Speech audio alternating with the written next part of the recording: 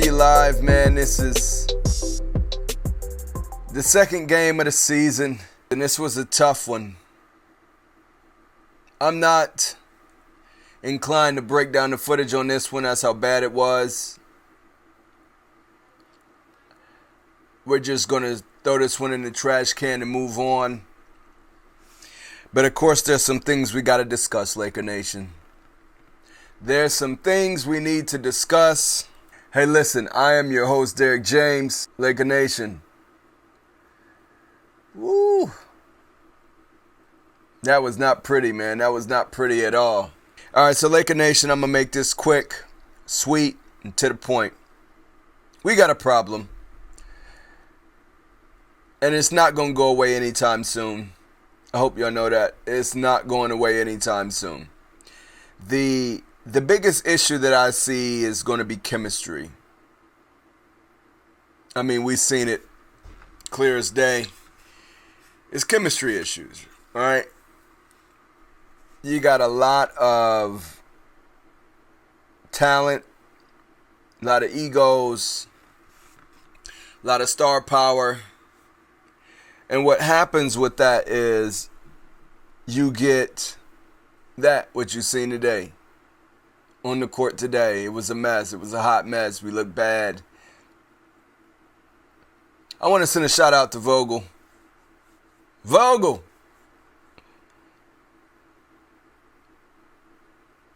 We need some defense, bro. Oh my gosh. Throughout the preseason, man, I talked about Vogel worrying too much about defense.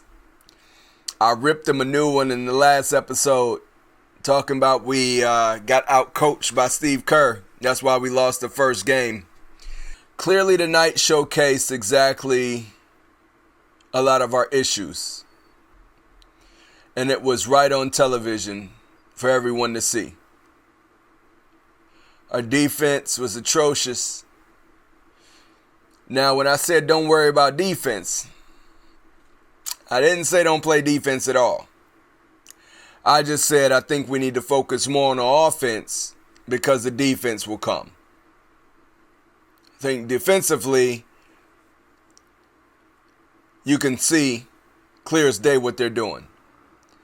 And at halftime, we didn't make any adjustments. We just came out flat. So I can imagine what that halftime locker room was like. It's probably a lot of silence or a lot of tension. And when there's tension, it's big. When there's tension in the room, oh, it's big. It affects everything. It affects if you listen to the coach.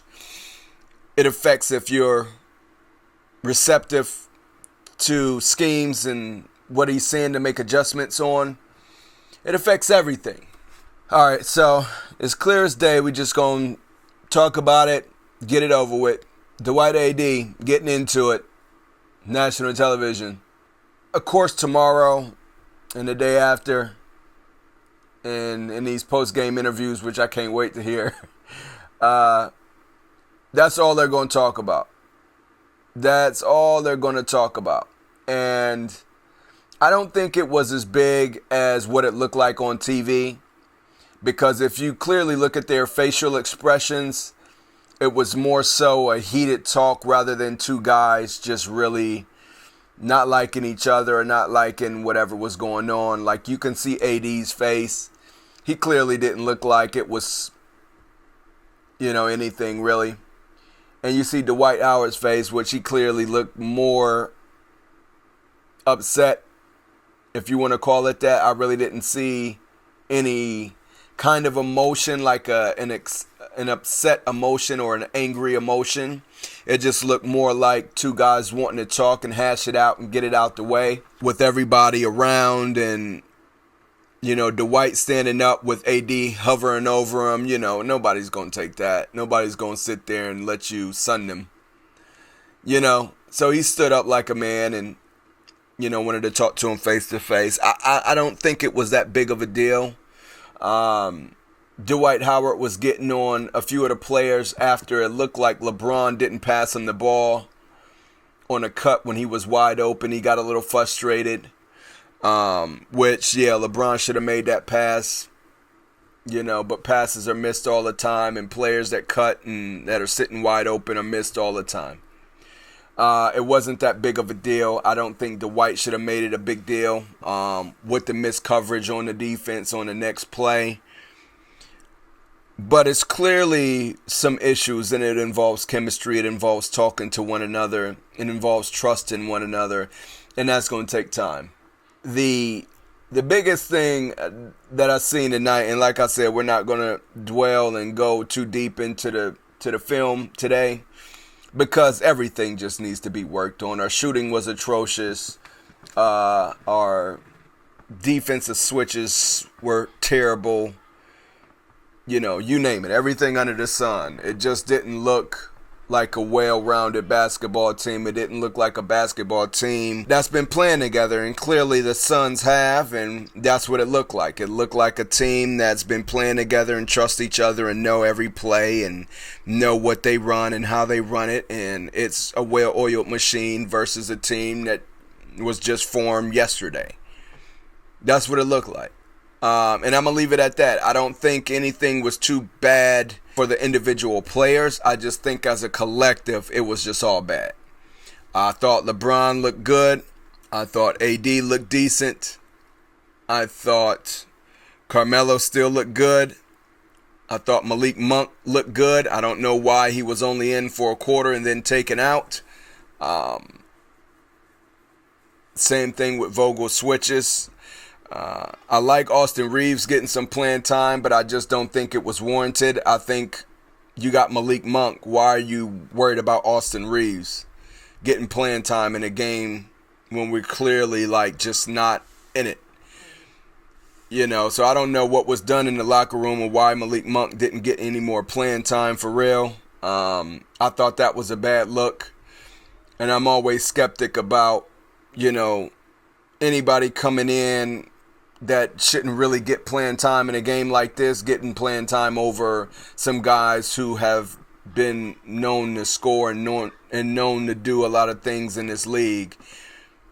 Why is he getting playing time over him? And not that I have anything against Austin Reeves. I just think that, it's not a good look. I'm going to just keep it there. It's not a good look to have him playing in the game. Although he did great. Austin Reeves looked good. He was playing defense. He knocked down some shots. They said LeBron James is really high on the kid, which, I don't disagree with. He looked good. But Malik Monk should have had that time. I thought Kent Bazemore really didn't look that great tonight. Defensively, it just, I don't know. Got a lot of fouls. Yeah, so the refs were terrible, but that's not why we lost the game. We lost the game because we lost the game. Same as the first game. I think it's just going to take some time. It's going to take some time for all these guys to get on the same page, which I like where we at. I like Russell Westbrook coming out and being aggressive. He looked really good. He was aggressive. He was attacking. He knew that he didn't play his best in the first game, and it wasn't his style of basketball, and I think he wanted to make it known tonight that, hey, I'm here and I'm going to be beneficial to this club. I like, what I like, I'm going to talk about really, really quick. I like Carmelo Anthony getting the love that he's getting from this Laker Nation crowd. Every time he goes into the game, he's getting applause and high regard. You can tell, all right, who's coming in? And it's Carmelo Anthony. So a lot of people really love Carmelo Anthony in LA. He's got a lot of love from the crowd, and I love that because he's been playing great for us. I think he's been a delight to see, although, like I said, it wasn't really a great game. My pops text me. Let me see what he texts me. My pops text me. We were talking about the game. We talk every game. And he said, surprisingly, this blowout has still been fun to watch. It's good to see some emotion from AD. I agree. We rarely ever see any emotion from AD. So to see him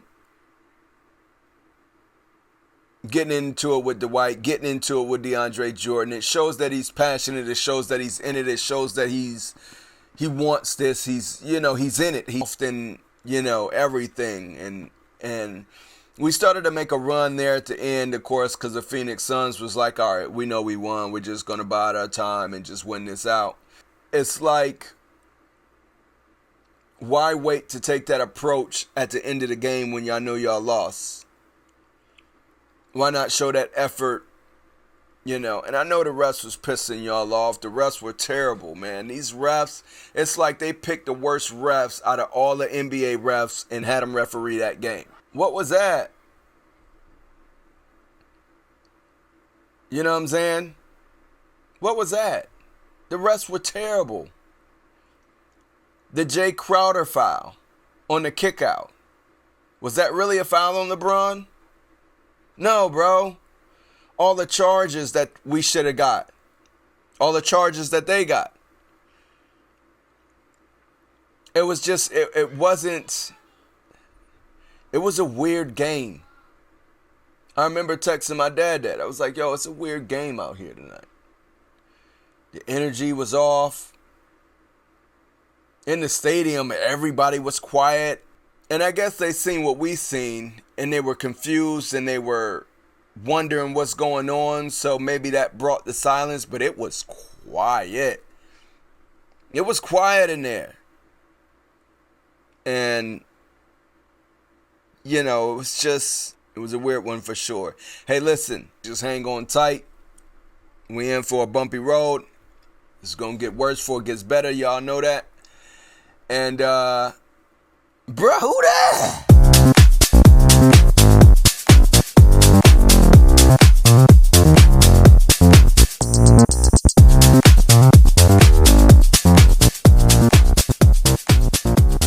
Bruh, who that making all them calls like that?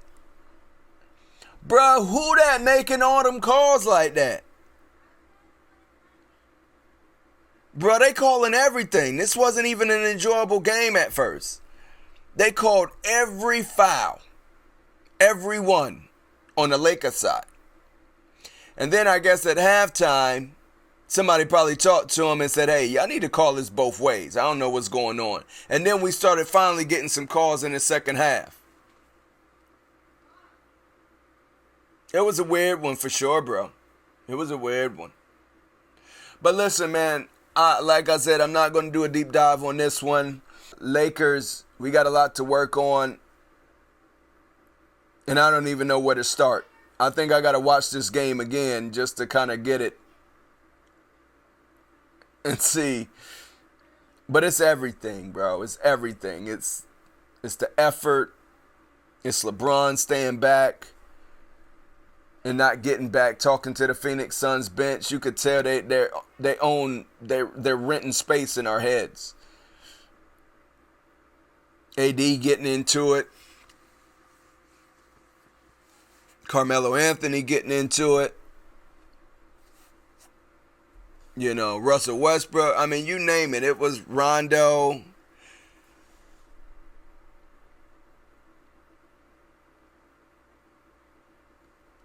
It was weird. Like, why is Rondo doing this to a fan? Bro, why are you doing that? And then the fan smacks his hand. It was just a weird game. The energy was just, woo. Ugh. But yeah, that's all I'm going to say. Suns wiped this, man. They look good. Chris Paul looked good. We just got a lot of work to do. I'm really stunned. Like I said, I may have to watch it again. I may watch it again before I go to sleep just to see what was going on. But now, the post-game shits.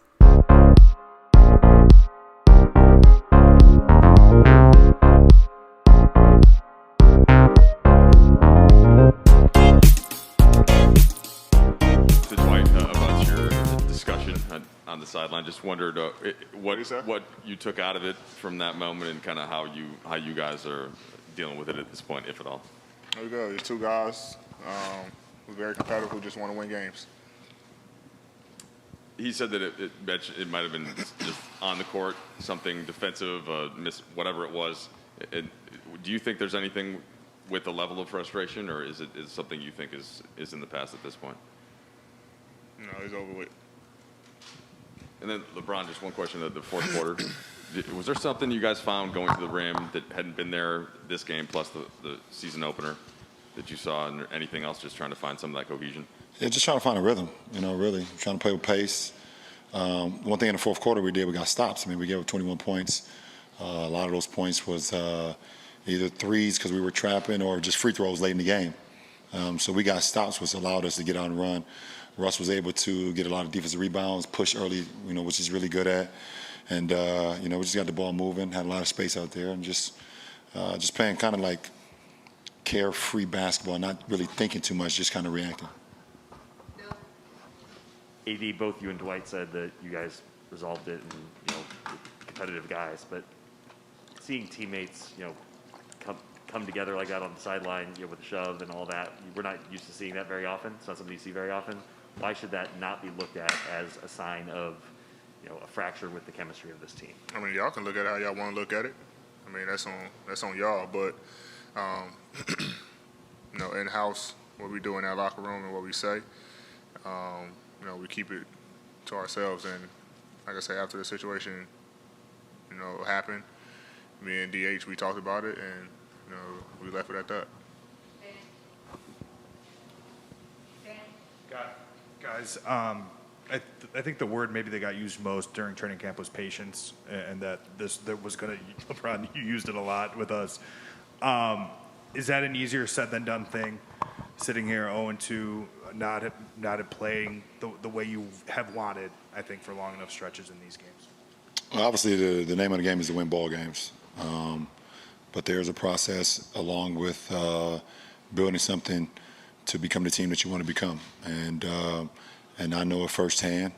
I know, the shortcomings that happens throughout when you're trying to build something special. And, it doesn't happen overnight. As much as you want it, you're going to get frustrated at times because you know what you're capable of. You know what the team can become capable of. But it just takes time, and we'll know when that time is. But right now we got to just continue to push. Continue to stay positive, continue to push, continue to work our habits, continue to play good basketball for one another, and get on the board, get on the winning board. Obviously, that's the most one of the things that we want to do. But we're going to have games that we win, we should have lost. We're going to have games that we lost that we should have won. But ultimately, I think if we continue to get better as the months go on, as the season go on, then we will be the team that we want to be.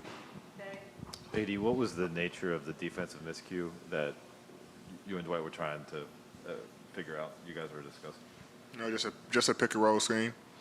That was it. I say me and him trying to figure, not just me and him, but all of us trying to figure out on the defensive end. And something happened. I was saying one thing, he was saying another on the scheme, and one thing led to another. And like I said, we talked about it, and we left it in the locker room at halftime. In addition to what happened with you and Dwight, there was text tonight. There was a fan that got up in Rondo, and the emotions of this night. Do you think there's any reflection on how your team composes itself, or how you can handle emotions in high intense games like this? We got to do a better job of, not allowing calls that we feel like should went our way stop us from what our goal is out on the floor. There were some very, very difficult calls that we felt like we should have went our way, but we allowed that to, combat 3, 4, 5 possessions in a row, and we started to lose control of the game because we were kind of too worried about what they were calling or whatnot. So I think that side of the emotion side kind of got to us tonight, and that's what happens when you're trying to get over the hump. You're trying to, play perfect basketball or as close to perfect as possible, and one call here or one mistake here seems like it's the end of the world when it shouldn't be, but we'll get better with it. We have no choice but to get better with it. Rashawn Haylock, KTLA 5 Sports. LeBron, a lot of frustration, obviously, but what is something that you can take away from tonight that the team improved on, that you guys got better at tonight? I don't think it's a lot of frustration. I really don't. I think there's moments when you're frustrated because you want to be better. You want better communication. You don't want to turn the ball over. You don't want to give up a layup. You don't want to miss an assignment. But I think it can get overly blown when you lose a game and you have some text here and you see altercation. You start saying, okay, well, these guys are ultimately, the whole thing is frustration. And we're competitors. If you don't get mad at certain things on the floor that you feel like should have done better, then what are you here for? So, we like that as a ball club. We like the adversity. I like the adversity, and I like it even more when two men and a team can come together and talk about it and move on. I mean, that's what real men do. You don't let it linger. You say what you got to say, and you talk about it and you move on. That's what we did tonight. Hey, listen, man, that is my time. Laker Nation, that is my time. Like I said, I'm going to make this one quick. Hey, listen, I appreciate all y'all subscribing to the channel. I appreciate y'all listening to me because I know y'all don't have to. So I appreciate you taking the time to listen to me ramble on about our Lakers. And, hey, you've been a beautiful crowd. I've been a beautiful host. My name is Derek James, and you've been tuned in to the Film Room Podcast. And I'm out this bit.